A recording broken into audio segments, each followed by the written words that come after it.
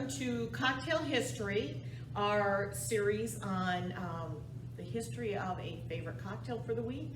And we tie in a little Freeborn County flair, talk a little bit today, we're gonna talk a little bit about the history of cinnamon and chocolate, as well as Mexican settlement in Freeborn County.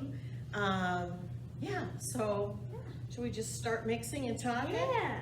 Oh, did I introduce us? No. By the way, who are we? I'm Stephanie Kibler, Director of the Freeborn County Historical Museum Library and Village. This is Risha Lilienthal, Coordinator for our exhibits and our collections here at the museum. And today we are featuring Mexican hot chocolate, which, so I'm gonna confess, we did brew a batch, because it does take about 30 minutes. So it smells really good in here. I wish we had smell-o-vision, which was a thing that was gonna happen back, I think, in the 80s. There was talk of smell-o-vision. Well, I could see a lot of issues that would. Yeah, it could be bad, but today it could be really good. It smells really good in here. So anyway, let's jump in and then we'll just chat a little bit. Because we're gonna make half of the recipe because we already made the first half. Correct. And so, you know, hot chocolate typically is that hot, warm, yummy beverage that makes us feel so good in the winter time. But hot chocolate has a history. Yes. Just like everything. Oh, of course. History goes quite a ways back, and the drink has evolved over the years. So initially, hot chocolate was drunk by? Well, it was drunk by the ancient Mayans, ancient Aztecs, ancient Olmecs, all in that southern Central America area there. And chocolate itself was originally a drink, so it wasn't solid as we normally would think. Correct. Yeah, it was originally mixed in with water and like spices and such, and it was usually very bitter at the beginning. Makes sense, because I believe that the cacao is bitter. Yeah. So we're going to start with 2 cups of milk. I should let you do some of this. It is fun. I get to learn how to cook and use utensils then. And then we're going to go here. You do 2 cups of milk. So again, this is a half recipe. 2 cups of milk, 1 cup of half and half, which is that mark right, that halfway mark. And I have to confess here, when I was in a theater class in college, we had to take a normal story play and put it into a different culture or time period. And I took Cinderella and I put it in the ancient Aztecs. That would be fun. It was really fun. Sure, that would be fun. And one of the things I found out was that Coctail, or that's what they called chocolate, was a form of currency that they would use. Yeah. I have heard that. Yeah. Yes. Wouldn't that be great if you could go like with your bag of chocolate to the grocery store and pay for your groceries? Yeah. So, our next ingredient calls for Dulce de Leche, which de leche is milk. Leche is milk in Spanish. This, I believe, Dulce de Leche is a caramel flavoring. Now, I did not find that here locally, although some grocery stores do carry it in the Mexican food section. But a great substitute is sweetened condensed milk, which every grocery store has. So we're going to take a 1/4 cup of that, which just looks like ooey gooey goodness. Yes. And we're going to just stand here and let that spend its time drizzling in there. Nice. And then in addition to this, we add 2 whole cinnamon sticks to the mix, which I think this is interesting. I thought this was interesting. So cinnamon, from the word canon, Italians called it canella, which means little tube. Well, I guess it's got the little curls. Yeah, so little tube in Italian, canella. That's cute. And then this this mixture goes onto our stovetop, and we whisk it a little bit. So we're just gonna start that out here. And some of these items that you see us have out right here is a part of our hands-on collection. And these were actually a part of a traveling exhibit for our Mexican Americans who came up to Freeborn County. And somebody who was very, very instrumental in that was Lupe Gasca. And the last I heard, he's about 90 years old, a little bit over, a very sweet man. Yes, did a lot of volunteering here. I think was instrumental in getting our hands-on Yes, history program set up very with much. the artifacts that you see here. And I think we've actually had some communication with him in the last year. I believe, and I could be wrong here, I believe he also volunteered for our school tour program. Yep, yep. Yeah. And one of my favorite items here is this one, which is the molcajete, which when I first, I read it, and for some reason I went, what did I say? Molcajete? It sounded French. She made it French. Yeah. But it's kind of like a mortar and pestle that they would use to ground up spices in there. So maybe even Yeah. a cinnamon stick or two Right, yeah. was ground up in there. Chocolate, Yes. we talked a little bit, goes back to 500 BC, Mayans. Yes. And this, I don't know, this doesn't sound so good to me, I'm just gonna say. They drank chocolate made from ground up cocoa seeds mixed with water, cornmeal, and chili peppers. Right. I mean, the spice could be The kind of chili fun. pepper I liked, Yeah. yes. And I have had a Mexican hot chocolate made with chili peppers or with a cayenne pepper. You can do that also. So we're gonna fast forward here because as this cooks, then one of the next things that we do, you take that off, you cover it and let it kind of steep by itself for about 10 minutes.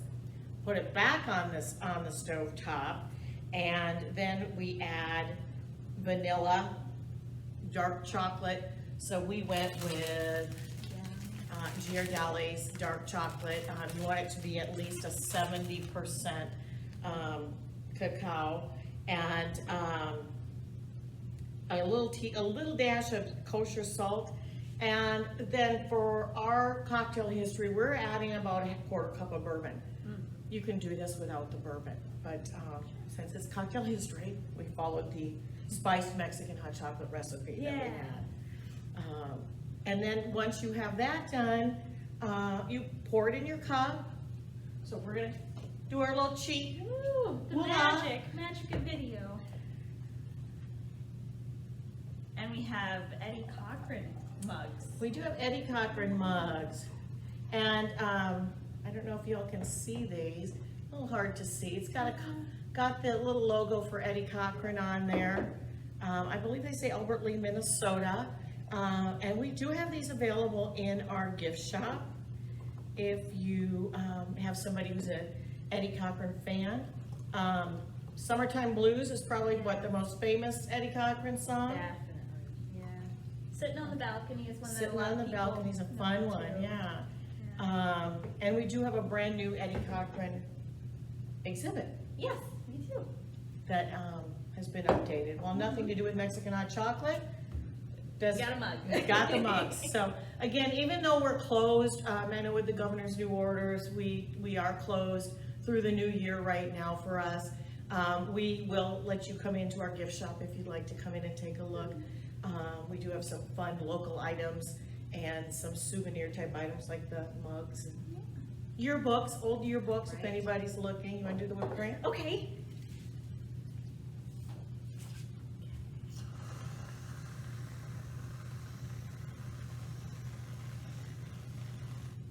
Perfect. I did used to work in an ice cream shop. Oh, so her skills, mad skills in ice creaming, whipped creaming. I hadn't anticipated us using a whole can of whipped cream for this. But it's so good. So another little thing you can do, we've got some ground cinnamon that we're gonna top it with. But you could also just sprinkle a little bit of cayenne on top here too if you wanted to. Oh, that'd be good too. You could also add a fresh cinnamon stick just for a holiday appeal. We should do that. We could do that. Add a little What is it called? The little tube? canella. What do you think? Canella. And so there, that is the gist of the Mexican hot chocolate. That's fantastic. And it smells really good. So Okay. Could be hard to drink with all this whipped cream.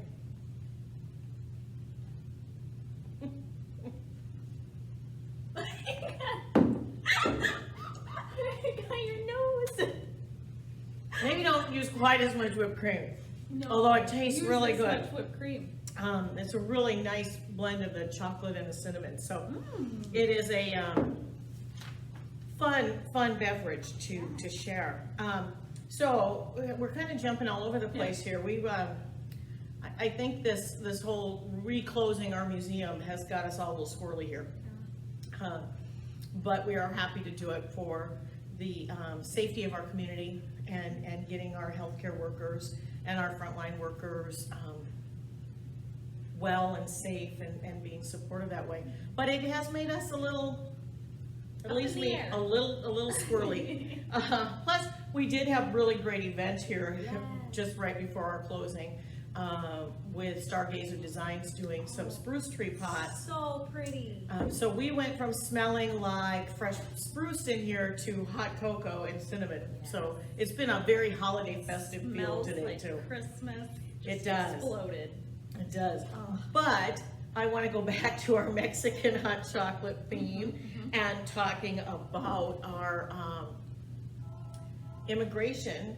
Yes. And Lupe, who kind of kickstarted the items that we have here representing Mexico and the immigration that we had from Mexico. Our new exhibit, Settling in Freeborn County, actually will be more in-depth and more inclusive. And some of this information and these items will be hands-on, as well as we do have some that will be behind exhibit case with some more interpretation to it. So you want to talk a little bit about what you've done so far with immigration? Sure. Yeah, we have a whole long case that was pretty hard to get into the area. We got it, but it's there and it's good. And we have some clothing pieces from Norway and from the Danish. Denmark. I don't know why that went away. And so we also have Mexican items, and we have some from Croatia, and we have a whole mixture of a lot of cultures that came to Albert Lea. And we were going to have an iPad set up where you're going to be able to see different countries and kind of click on there and then see a list of people that you can also tap on them, and then it'll come up with a little bit about their story and either how they got here or different aspects about them. And it's just really exciting to see. I wish we had more stories from more people. I'm gonna say it, most of our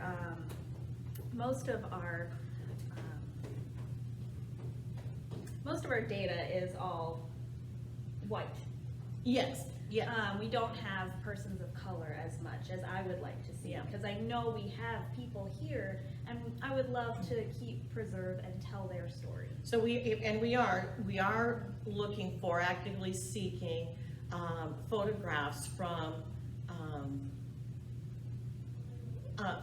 different ethnicities, especially in the last probably 50 years.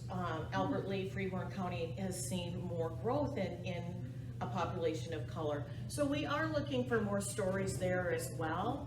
We have wonderful stories of the people that we have, but more would be really Yeah, nice. just to kind of round out who all is represented here in Freeborn County. So if you have those, feel free to get those into us. Give us a call if you want to share.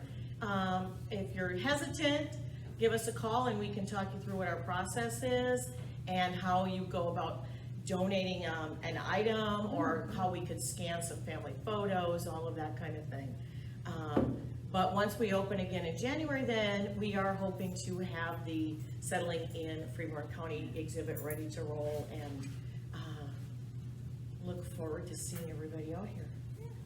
In the meantime, we highly recommend making your own Mexican hot chocolate. Again, you can do that with a bourbon, or you can do that with nothing at all in it. It tastes delicious either way. Until then, next week, which I believe will be featuring the old fashioned. We have a guest coming in to talk about that, so that'll be a little bit of a treat. But enjoy your Thanksgiving and stay warm. Cheers.